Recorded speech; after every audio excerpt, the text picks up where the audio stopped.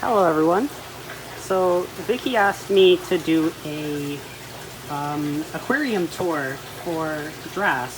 So I'll start with my workroom or fish room here, and then I'll kind of move my way up because I have a lot of aquariums. So the fish I tend to keep are a lot of the smaller ones. I really like Druidids. So let's get started. I'll kind of bounce around a bit. So I'll start with my new enclosures. I made these recently. I have 5 of them, and I guess I'll kind of walk through. Not all of them have things in them, but I made one, and they were so easy and fun to make, and they worked so well that I just ended up making a bunch. They're the same as those bins people would use for aquaponics, where they'd put a few fish at the bottom, fill the top with clay balls, and then fill the top with plants. But my bins are about twice as high on top, and still lots of space in the bottom for filtration. So this bin has a few western mosquito fish that used to be outside. There's also Brazos dwarf crayfish. I'm sure if I move a pot, one will jump out. Let's see. Oh, there's one. They're all hiding around in the pots. And besides them, I have Japanese trapdoor snails in here, which are doing well and actually breeding. You can see a little baby. This one over here has Galaxy Medaka rice fish. I only have 3. I tried to breed them outside, and it didn't go so well this summer. I think I needed a bit more, I guess, effort on my part. These are the pink Medaka rice fish, where there's actually quite a few little babies swimming around. Just one adult. And these 2 are just empty right now. As for the bottom of them, as they are kind of like inverted aquaponics things, I'm trying to breed blackworms in every single bottom. Moving on, this is what you see when you enter the room. These are my Maltese, my shell dwellers. Neolamprologus multifasciatus, and they are doing very well in here. You can see they have a little city going, and they just hang out in the shells. I'm even getting some more babies. And these guys, I originally started out with only 9, and the person who rehomed them used to keep them in shells. Or not shells, they used to keep them in little PVC pipes that were just a little too small, I think. Because after moving to the shells, these fish took a few months to kind of figure it out. They would actually be laying their eggs inside the wood, and then when the babies would hatch, they would just float away. But as of now, the Maltese are very happy. This is also what you see when you enter the fish room. And this here is my turtle tub. So I have a loggerhead musk turtle in here, who's probably going to come out if I just kind of sit around this area. So he's in there, as long as the western mosquito fish that I mentioned before, they hang out with him. He's not much of a swimmer, so he doesn't really eat them. And all up here is also where I'm trying to culture some blackworms, as well as just, raise plants. I have some nice philodendrons growing in there. And there he is. He's a loggerhead musk turtle. And he's the king of this tub and the king of the fish room. Underneath the Maltese is a mixed freshwater culture. Right now it's a little green and I have to fix that problem. But in here I have Azellus aquaticus, which are freshwater isopods. I have my blackworms, and I have lots of copepods for one, and lots of scuds. I just took a sample with just a scoop from the bottom. I threw food in earlier, and you can see the scuds. They are having an absolute party.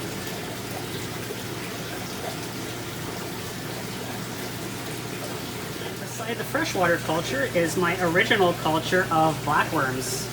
And I started with a very, very tiny amount, like thumbnail size, from a man who was actually breeding them in his basement. He wasn't too sure what they are. This was about probably over a year ago. And now I really like these animals and I'm trying to breed a ton. Here's one scoop from the culture. See, they're all in there. There's a big ball. There we go. And these are, as I was mentioning before, something I'm trying to breed throughout the fish room here. More exciting stuff. This, I don't know if anyone remembers me posting about this last year, but someone was throwing out a very used, very old lobster tank, restaurant lobster tank, and I fixed it up so I can keep freshwater fish in it. And it's very nice because it's very large, wide, great for plants. I just wish I could have maybe buffed the front a little more because it is blurry, but if you look from the top, you can see all the newies and everything in there. I am trying to clean up a bit of the black spot algae just because the tank is so big I can kind of get away with low maintenance. And everyone in here, these are Dr. Fish and Amicus splendens that I originally did get from DRAS. And they are huge now. Lots of babies. My very first duded. Beautiful butterfly split fins. My table in the middle. I'm not going to bother showing off cultures or anything like that. I do grow marine phytoplankton. If anyone keeps a saltwater tank, I try to. First thing here, I have some green jade dwarf shrimp. And this is my colony of least killifish. As I said, I like tiny fish, tiny live bears, and these are almost the smallest of them. I also have some L280 spiny plecos in here. I'm not sure how many, and I don't see them.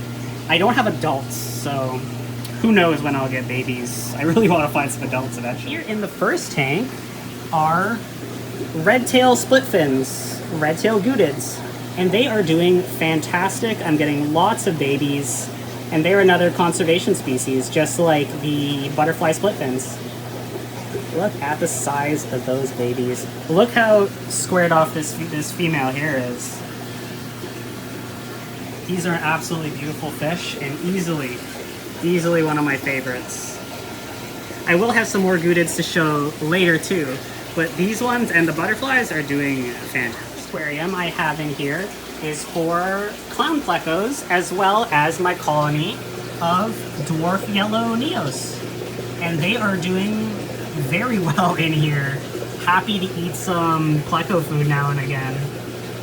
And just breeding right up.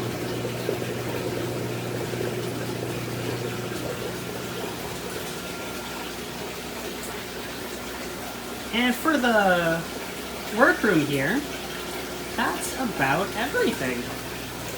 So I'm gonna go up and show you kind of what I put together for the family and the tank I put together just recently. This is the community family tank. It was originally cold water, just set up for goldfish, and you can see still have one left. They were all raised by a breeder who didn't groom them too much, so they didn't all come out the healthiest, but this guy's still around. Anyway, so it's a cold water aquarium. I have barbs, I have golden barbs. The white cloud mountain minnows I actually bred outside this summer, and they just came in and they're doing really nicely.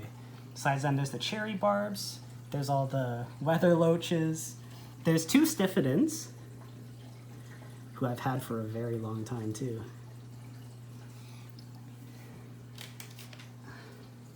That's the family tank there, just lighting lots of nice active fish. This is an aquarium that I just set up, and it's a bit of a little display in front of the front door. And in here, these are new to me. I have trout gutted or gold breast gutted. I have a pair. There's the male, and there's the female. She has a bit of a mark on her head, but she's still beautiful. There's also two rubber lip plecos in here, but they're gonna be hiding as ever. You can also see in this tank just something I really like doing, which is just internal canisters. Just slapping a big old power head on top of a PVC canister and filling it with media. But yeah, this is the tank you may have seen me drop a whole container of food into recently. Okay, up here is actually my bedroom, which of course has aquariums. Let's start with this one here. It's still a little cloudy actually, but the water quality's been doing well. So these guys I just got, Posilia obscura, La Sieva River. Very, very tiny guppies. Putting endlers to shame with their size. They're so small that they can't even eat the scuds that are living in here with them as cleanup crew. And I'd really, really like these guys to breed. That would be nice. Here is my purple vampire crabs, which I've had for years now, and this is maybe second and third generations mixed. None of these crabs are the original ones I bought. They've all been breeding. There's tons and tons of babies in here. And I kind of want to rip this all up and redo the scape of it. You can see, oop, zip right in. But if I pick up just about anything, there's going to be tons of crabs. Let's grab this. Not that many crabs, but there they are. There's one. Nice purple claws. There's another. Everyone should just about bolt away whenever I pick things up. Oops, fell. That's okay. Down here, I just kind of set this up today because I had an extra tank. I'm going to put the baby crabs in here and actually raise them to a proper size instead of just letting them do their own thing in this tank. This here is my nano reef. I only just got into salt water. I was actually culturing saltwater things before I got a tank going, really. So you can see my scarlet cleaner shrimp there, or skunk cleaner, and my Blenny just darted out of the darkness, took a flake and left. The other animals I have are, you can see some feather duster worms, and lots of very easy coral, like pulsing xenia here. I have hammer corals. I really like mushrooms. Kenya tree is easy. And besides that, the animals in here are just the norm, just some different kind of snails. I have one dwarf blue hermit, and I have a Halloween hermit crab. And this right here is something I built recently, which is just a nano refugium to go with the nano reef that just helps take out nutrients from the tank. I have a big chunk of dragon's breath macroalgae in there. I have this tank here. This is where all my wild grade shrimp end up. And I also have assassins. But the main focus of this tank and the people who live in here are my two Spanish rib newts. There's them, and them there hanging out, living their good lives. And they don't really bother the wild grade shrimp that are in here. These guys have a hard enough time catching their pellets. If I drop a worm in this tank without tong feeding, the worm's going to end up living in the aquarium with the newts. Little messy, but I have lots of tanks here, as you can see. Hello! And there's my bird, Mr. Kobiko. Let's start with the tank behind me that really is my DRAS tank. There's some Amanos. This is where a lot of the plants that I'd get from the DRAS auctions would just end up. I would just put them into this Wallstad. This big plant in the back that looks like, oh, the name card, this is my mind right now, but I remember nobody knew what this plant was at the auction. They just sold it as a $2 mystery plant. So I picked it up and ended up trading it with a lot of other people within the group, because it is a very pretty plant. Besides, here's just a lot of crypts. I also have pygmy bagrid catfish in here. Let's see if we can see one. There's a nice chunky female there. Not gonna see your face, but you can look at her tail. This right here is pretty much my, not my first aquarium, but these are my first aquarium inhabitants. A whole bunch of black bar endlers, lots of cherry shrimp. I also have a large population of chopstick snails in here. And I have my bamboo shrimp. They're all hanging out. There's a canister in here, so the filtration is high and the flow is high. Here's 2 baby ones as well. And back to some of the fun conservation species. This is Perugia linea, and they are very fun. There's 6 adults in here. See the male harassing the female there, large black fin. Well, let's see if it'll focus. There it is. Very pretty fish. And I just got my first batch of babies. Can we see them? Yep.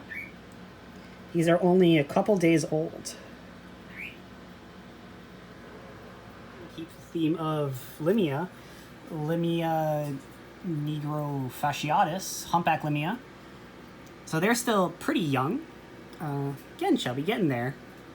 And I'm waiting to get some babies from them. I would like to give this tank just a little more plant cover. A nice floating plant in this area would be nice. And more Limia. This is Limia tridens. So there's a pale male with the bright orange fin, and they both have reflective blue scales, and there's the female there. I want this pearlweed to grow in and kind of give them even more cover. And down here are the Tiger Limia fry, who have been doing very, very well, and they are getting nice stripes on them, if we can see that. I just have a group of assorted guppies. They were actually given to me with this tank, and there's a few little leftovers from the Duramaxes in here as well. And the crayfish was also given to me with this tank, an Australian red claw female. She is hanging out. And she does well in this tank with the guppies, as she just tends to eat a lot of this guppy grass here. And they're fed well. There's a grow out for another type of gutid. These are Iliodon whitei, the Balsis splitfin. And I have 6 of their fry right here, who, telling from the poop, they're doing very well and growing fast. I look forward to putting them with their parents. And here is where the parents are. It's the only other community tank I have in this room, and this is where a lot of my first fish from when I first started fish keeping ended up. So I have my Norman's Lamp-eye killifish, my Celestial Pearl Danios. I have a whole shoal of Bronze Corridora, and I have a shoal of Panda Corridora, along with Coolie Loaches. And the parents of the gutids are, well, there's one. They're here. So these are the Balsis split fins. I don't know where the other one is. Oh, they're right there with a big string of poop. They're eating well. And on to the final tank. Oh, I also have a L144 Blue Eyes Longfin Pleco in here. So here's my last tank, and this has kind of been my project for this summer, or one of the many, I guess. This is an Ontario native tank, and I picked up a conservation fishing license, and I went out and tried to catch different bait fish. Some of the interesting ones I saw were some mottled sculpin, which I did not catch because they would eat everybody. But in this tank, I have 3 different kinds of Ontario native fish, and don't mind my sunburst platies. They're very Canadian, I swear. So I have, my first caught ones were these black-nosed dace. Very beautiful. They like fast-moving water streams, and they'll adapt to, slower-moving waters, estuaries that are around the stream area. Besides them, as you can see hanging out among the wood and the plants, these are brook stickleback. And I found a nice amount of them recently. Let's see if we can see this one's spines. The fathead minnows are blocking them. Oh, there's some spines. That's perfect. But all of this layout is mostly for the sticklebacks, because they need that cover, they need that territory. And besides them, as I said before, who was blocking the camera, all the other fish in here are fathead minnows. Just native fathead minnows. And the plants in here are native too. I tried my best to keep the whole theme going. So hornwort, you know, we see a lot of that, especially if you're in still in moving waters. This, you may notice, is Brazilian waterweed, Alodia, and that is invasive in Canada. But I more so wanted to mimic our Canadian version, because we have Canadian Anacharis. I think it's just Anacharis canadia, but it's a, what's the word? Perennial, so it'll die in the winter. So you can't exactly keep it in an aquarium, and you're also not allowed to harvest any kind of native plants. So most of these are just aquarium plants that I put in. I also had a few Vallisneria americana, which is also a native plant. So I really want that to grow and kind of fill in the back. But as of now, I'm happy with this native tank. What I would like to add is a darter of some kind, but I'm yet to even see a darter on any fishing trips. I've heard that there may be rainbow darters over by the Toronto Zoo, so I might have to check that out sometime. But I hope you've enjoyed the tour. I haven't really done anything like this. And that's about it. I'll sign off. Thank you to Vicky for asking me to make a little bit of a video tour for DRAS.